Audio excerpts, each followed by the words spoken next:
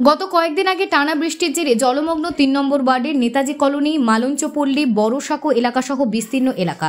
জল জমে থাকার কারণে নাকাল অবস্থা এলাকার মানুষের। রবিবার এই সমস্ত এলাকা পরিদর্শন করেন ইংরেজবাজার পৌরসভার চেয়ারম্যান কৃষ্ণেন্দ্র নারায়ণ চৌধুরী। সঙ্গে ছিলেন এলাকার কাউন্সিলর মনীষা সাহা মণ্ডল। কিভাবে জলমগ্ন এলাকা থেকে জমা জল নিকাশি করা যায় তা খতিয়ে দেখেন তিনি।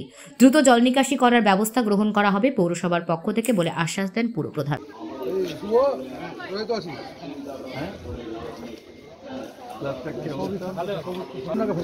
আগে তো ক্লাবটা একদম পুরো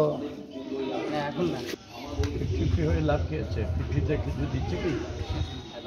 হ্যাঁ, ইধার খরচা দেয়, আধার খরচা দেয়, কিছু দেয় না। এখন অনেক ছেলে পেলে সব আছে আমাদের সঙ্গে।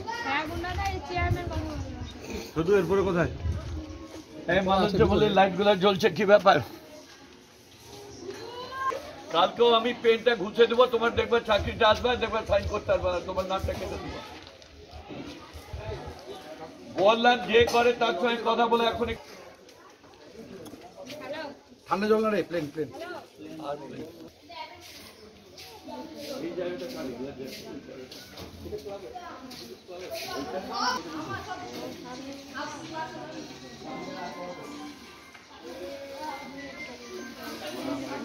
ওয়াটার লগিং হচ্ছে, হেভি রেন জন্য আমরা একটা ড্রেন বানাচ্ছি, যে ড্রেনটা ওই ব্রিজের পাশ দিয়ে, মানে এনএইচের পাশ দিয়ে চলে যাচ্ছে, গিয়ে একদম ওখানে স্লাজ পয়েন্ট হবে, স্লাজ পয়েন্ট থেকে মহানন্দা নদী চলে যাবে।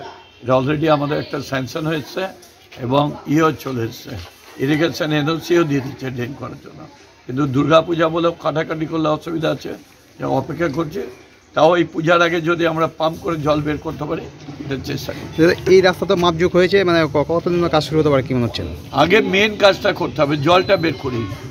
জল না বের করলে তো কোনো লাভ নেই। আমি এখানে জলটা ড্রাই করলাম, বাঁধ দিয়ে লাভ নেই। আমাকে করতে হবে একদম মেন সোর্সে জলটা বের করে দেওয়া, তাহলে কাজ হবে। কতদিনের মধ্যে হতে পারে এটা কাছে?